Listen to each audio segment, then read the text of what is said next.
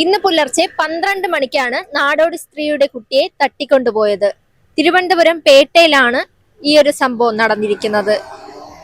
സ്വന്തമായി വീടോ വാടകയ്ക്ക് വീടോ ഒന്നുമില്ലാതെ തന്നെ അവർ ഓൾ സയൻസ് കോളേജിന്റെ സമീപത്ത് ഒരു ടെന്റ് കെട്ടി താമസിക്കുകയായിരുന്നു. അച്ഛന്റെയും അമ്മയുടെയും ഒപ്പം ഉറങ്ങിക്കിടന്ന കുട്ടിയെയാണ് തട്ടിക്കൊണ്ടുപോയത്.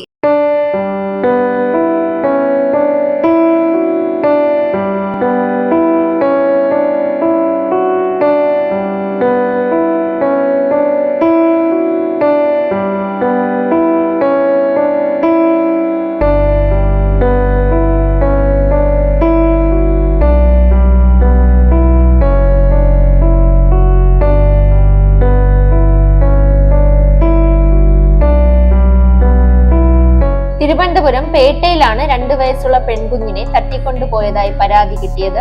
റെയിൽവേ സ്റ്റേഷന് സമീപം താമസിച്ചിരുന്ന നാടോടി ദമ്പതികളുടെ മകളെയാണ് എടുത്തുകൊണ്ടുപോയതെന്ന് പരാതി ഉയർന്നിരിക്കുന്നത്.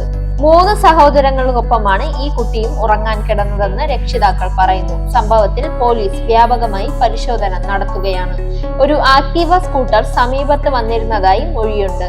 ഹൈദരാബാദ് LP നഗർ സ്വദേശികളാണ് ഇവർ. അമർദീപ്, റമീന ദേവി ദമ്പതികളുടെ മകളാണ്.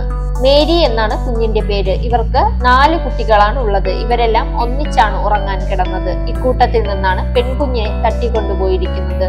CCTV ദൃശ്യങ്ങൾ ഉൾപ്പെടെ പോലീസ് പരിശോധിച്ചു വരികയാണ്. നഗരത്തിൽ മുഴുവൻ പരിശോധന നടക്കുന്നുണ്ടെന്ന് പോലീസ് അറിയിച്ചു. എത്രയും പെട്ടെന്ന് തന്നെ കുട്ടിയെ തിരിച്ചു കിട്ടാൻ വേണ്ടി നമുക്ക് പ്രാർത്ഥിക്കാം.